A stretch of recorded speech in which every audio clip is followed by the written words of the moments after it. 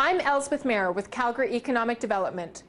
Cross-training your staff and expanding their knowledge is always a good practice, but in these uncertain economic conditions, it's an insurance policy for the future. Hear from Calgary HR experts on what smart companies are doing.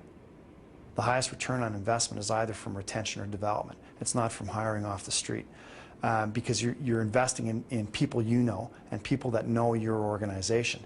So if you have a limited amount to spend and there's an opportunity with some retraining to channel somebody into a role where they could drive more value for the organization, that investment will pay a much higher return than going out to hire somebody off the street. As you look at your talent, you might recognize that you've got a couple of people who, if only they had this kind of financial training, or if they had this project management skills, they would be tremendous for you in 1 or 2 years, because you know that as you come out of this, you're going to have this kind of growth, and we're going to need that talent. I've seen cases where individuals who have come from one department, say in finance as an example, and they've moved into a marketing role or a marketing function because they had the base skill set needed to be successful there. They were trained, they were developed, they were invested in, and they actually became very successful in their new career. Many of us have talents that are never reflected or not shown, at least, in the marketplace that we're employed in. And that's what we've got to get in touch with. So start with it. It's a new company, new positions. How do you best select people for those new positions and open it up to people? There's a significant risk, particularly in the resource sector, that the recession will actually make the labor shortage worse as we enter recovery as opposed to better. So what's happening now is employers are either slowing their hiring or in some cases letting people go. And in most cases that's the younger people with less experience, trying to get more time and more effort out of baby boomers or late Gen X.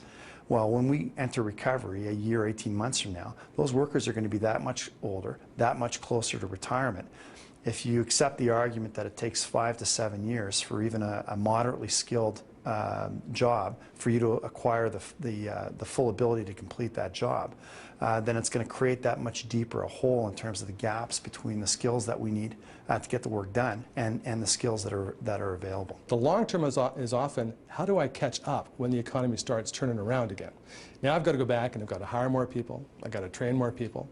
I'm going through the same talent crunch that's out there in the marketplace today that was there a year and a half ago, and I've got to deal with that.